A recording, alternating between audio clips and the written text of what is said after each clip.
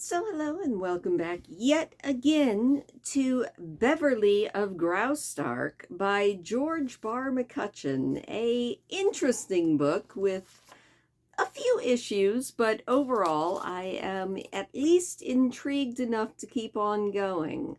Doing a little bit of filming ahead. I'm not really much ahead, but a little tiny bit ahead so that I can maybe not be in such a panic come Christmas. That is 2-3 days away. That's really close now. It's almost Christmas and I'm not ready.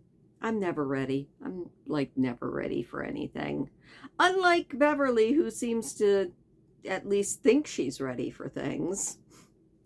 So we're going to be jumping back in and reading chapter 4 of Beverly of Graustark, where it seems like her escort taking her to Graustark has deserted her. Also, it's kind of interesting, all of the political intrigue about made-up countries, and then they'll have real countries like America and Russia tossed in just to make this made-up country seem a little bit more real, I guess. Interesting. I kind of wish that I had the other books that go with this, but I don't, so that is perhaps a shame. Maybe we would know more about this country of Graustark if we had read book 1. But I don't feel too lost. So we're going to be jumping back into Beverly of Graustark by George Barr McCutcheon with chapter 4, The Ragged Retinue.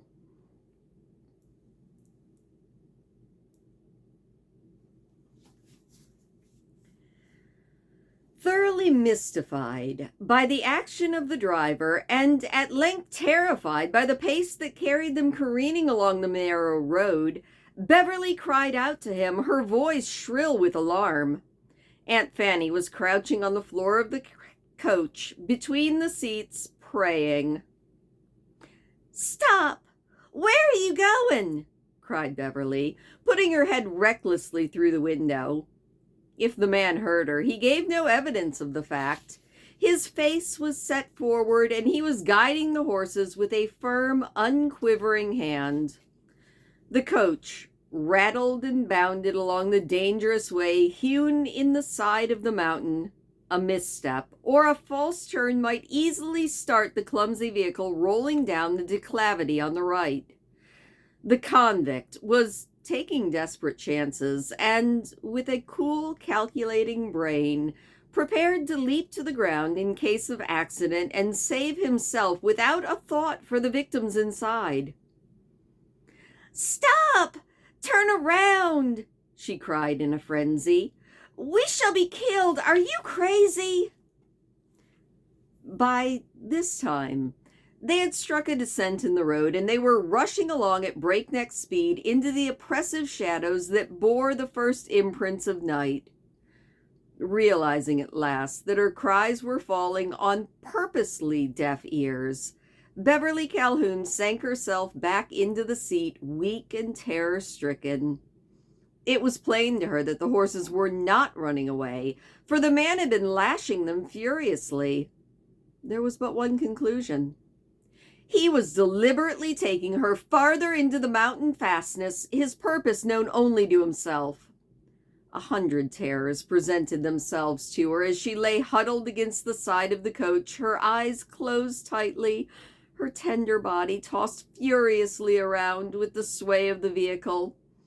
There was the fundamental fear that she would be dashed to death down the side of the mountain, but apart from this, her quick brain was evolving all sorts of possible endings, none short of absolute disaster. Even as she prayed that something might intervene to check the mad rush and deliver her from the horrors of the moment, the raucous voice of the driver was heard calling to his horses, and the pace became slower. The awful rocking and the jostling grew less severe. The clatter resolved itself into a broken rumble, and then the coach stopped with a mighty lurch. Dragging herself out of the corner, poor Beverly Calhoun, no longer a disdainful heroine, gazed piteously out into the shadows, expecting the murderous blade of the driver to meet her as she did. Pauloff had swung from the box of the coach and was peering first into the woodland below and then upon the rocks to the left. He was wearing the expression of a man who was trapped and seeking a means of escape. Suddenly, he darted behind the couch, almost brushing against Beverly's hat as he passed the window. She opened her lips to call out to him, but even as she did so, he took to his heels and raced back over the road that they had just traveled. Overcome by surprise and not a little dismay, she could only watch his flight in silence. Less than 100 feet from where the coach was standing, he turned to the right and was lost among the rocks. Ahead, 4 horses, covered in sweat, were panting and heaving as though in great distress after their mad run. Aunt Fanny was still moaning and praying by turns in the bottom of the carriage, and darkness was settling upon the pass, objects 100 yards away, already swallowed by the gloom.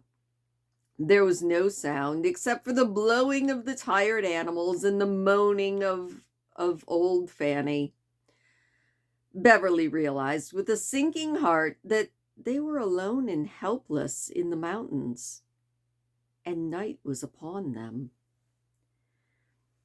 Beverly never knew where the strength and courage came from, but she forced open the stubborn coach door and scrambled to the ground, looking frantically all around for a single sign of hope. In the most despairing terror she had ever experienced, she started towards the lead horses, hoping against hope that at least one of her men had remained faithful. A man stepped quietly from the inner side of the road and advanced with the uncertain tread of one who is overcome by amazement. He was a stranger and wearing odd, uncouth garb. The failing light told her that he was not one of her late protectors. She shrank back with a faint cry of alarm, ready to fly to the protecting arms of hopeless Aunt Fanny if her uncertain legs could carry her that far. At the same instant, another ragged stranger, then 2, 3, 4, 5 appeared as though by magic, some near her, others approaching from the shadows. Who in heaven's name are you? She faltered. The sound of her own voice, in a measure, restored the courage that she had lost. Unconsciously, this slim sprig of southern valor threw back her shoulders and lifted her chin. If they were brigands, they would not find her a cringing coward. After all, she was a Calhoun. The man she had first seen stopped near the horses' heads and peered intently at her from beneath a broad, rakish hat. He was tall and appeared to be more respectably clad than his fellows, although there was not one who looked as if he possessed a complete outfit of proper apparel. "Poor wayfarers, may it please your highness," replied the tall vagabond with a low bow. To her surprise, he spoke very good English. His voice was clear, and there was a tinge of polite irony in the tone. "But all people look alike in the mountains. The king, the thief, the princess, and the jade live in the common fold," he said, and his hat swung so low that it touched the ground as he bowed. And now we have our first picture. These illustrations are beautiful. Like, look at how pretty that is. I wish I could draw that well. "I'm powerless," said Beverly. "I only implore you to take what valuables you may find and let us proceed unharmed." Pray, how can your highness proceed? You have no guide, no driver, no escort, said the man. Beverly looked at him appealingly, utterly without words to reply. The tears were welling in her eyes, and her heart was throbbing like a captured birth. In afterlife, she was able to picture in her mind's eye all the details of that tableau on the mountain pass. The hopeless coach, the steaming horses, the rakish bandit and his picturesque men, the towering mountains, and a little mite of a girl facing the end of everything. Your highness is said to be brave, but even your wonderful courage can avail nothing in this instance, said the leader. Your escort has fled as though pursued by something stronger than shadows. Your driver is deserted. Your horses are half dead. You are indeed, as you just said, powerless. And you are, besides all of this, in the clutches of a band of merciless cutthroats. Oh! Cried Beverly, suddenly leaning against the wheel, her eyes almost starting from her head. The leader laughed quietly, yes, even good-naturedly. Oh, you won't kill us, will you? She had time to see that there were smiles on the faces of all the men in the circle of light. Rest assured, your highness, said the leader, leaning on the barrel of his rifle with careless grace. We intend no harm to you. Every man you meet in Graustark is not a brigand. I trust that for your sake. We are simple hunters, and not what we may seem. It is fortunate that you have fallen into honest hands. Is there someone in the coach? He said, quickly alert. A groan proved Beverly that Aunt Fanny had screwed up enough courage to look out of the window. That's my old servant, she half whispered. Then, as several of the men started towards the door, she said, But she's old, and she wouldn't hurt a fly. Please, please don't hurt her. Compose yourself. She is quite safe, said the leader. By now it was quite dark. At a word from him, 2 or 3 men lit lanterns. The picture was more weird than ever in the fitful glow. May I ask, your highness, how do you intend to reach Edelweiss in your present condition? You cannot manage these horses, and besides, you don't know the way. Aren't you going to rob us? Said Beverly, hope springing to the surface with a joyful bound. The stranger laughed and shook his head. Do we not look like honest men? He cried, with a wave of his hand towards his companions. Beverly looked dubious. We live the good, clean life of the wilderness. Outdoor life is necessary for our health. We couldn't live in the city. For the first time, Beverly noticed that he had a huge black patch over his left eye, held in place with a cord. He appeared more formidable than ever under the light of a critical inspection. I'm very much relieved, said Beverly, who was not at all relieved. But why have you stopped us in this manner? Stopped you? Said the man. I implore you to unsay that, your highness. Your coach was at a standstill before we knew of its presence. You're doing us a grave injustice. It's all very strange, muttered Beverly, a bit taken aback. Have you noticed that it's quite dark? Said the leader, putting aside his brief show of indignations. Oh, dear me, it is, said Beverly, now able to think a bit more clearly. And you are miles from an inn or a house of any kind. Do you expect to stay here all night? I'm not afraid to, bravely shivered Beverly. It is most dangerous. I have a revolver, she said in a weak voice. Oh ho! What is that for? To use in case of emergency. Such as repelling brigands who suddenly appear on the scene? Yes. May I ask why you didn't use it this evening? Because it's locked up in one of my bags. I don't even know which one, and Aunt Fanny has the key.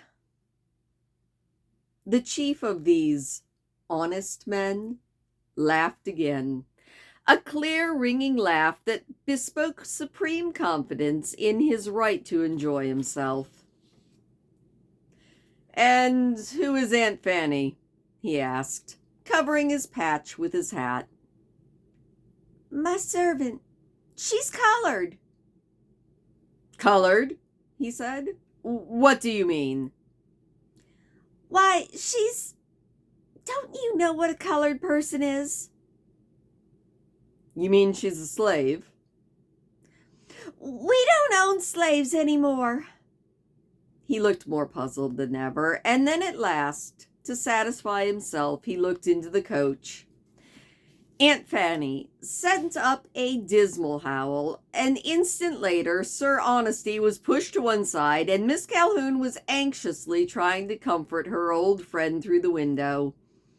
The man looked on in silent wonder for a moment, and then strode off to where a group of his men were talking. Are you dead, Miss Beverly? Is this the end? said Aunt Fanny. Beverly could not stop herself from smiling. I'm quite alive, Auntie. These men will not hurt us. They are very nice gentlemen. She uttered the last observation in a loud voice, and it had its effect, for the leader came to her side with long steps. Convince your servant that we mean no harm, Your Highness, he said. We have only the best of motives in mind.